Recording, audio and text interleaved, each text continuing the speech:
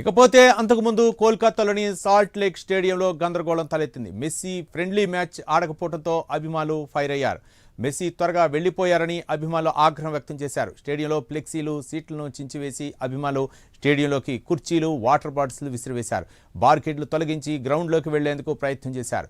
Fans గొడవ చేయడంతో messy స్వరంగం ద్వారా వెళ్లిపోయినట్లు తెలుస్తోంది.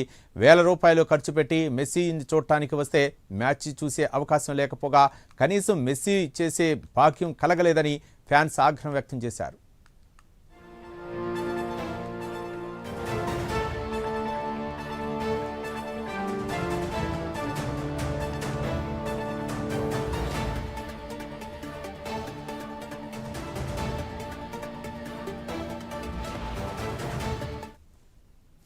కోల్కతా స్టేడియంలో జరిగిన ఘటనపై పశ్చిమ బెంగాల్ సీఎం మమతా బెనర్జీ సీరియస్ అయ్యారు. అభిమానులకు క్షమాపణలు చెప్పారు. బాధ్యులపై కఠిన చర్యలు తీసుకుంటామని హామీ ఇచ్చారు. ఘటనపై హుటాహుటిన విచారణకు ఆదేశించారు.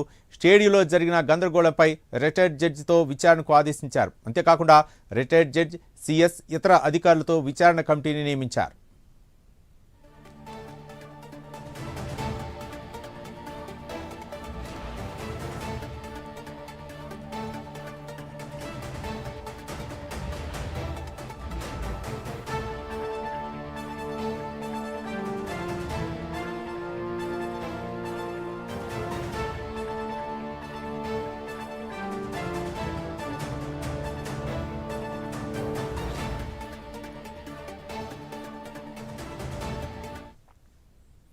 సాల్ట్ లేక్ స్టేడియంలో నిర్వహణ లోపం కారణంగా గందరగోళం ఏర్పడిందని అధికారులు చెబుతున్నారు. సీఎం మమతా బెనర్జీతో పాటు గవర్నర్ సీరియస్ అయ్యారు. నిర్వహణ లోపాలపై గవర్నర్ ఆరా తీశారు.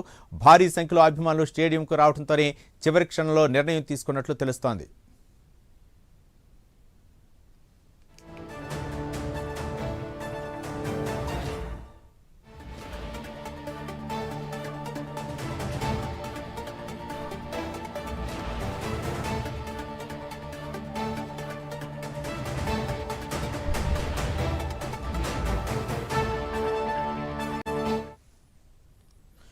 సాల్ట్ లేక్ ఘటనలో హైదరాబాద్లో అధికారులు అప్రమత్తమయ్యారు.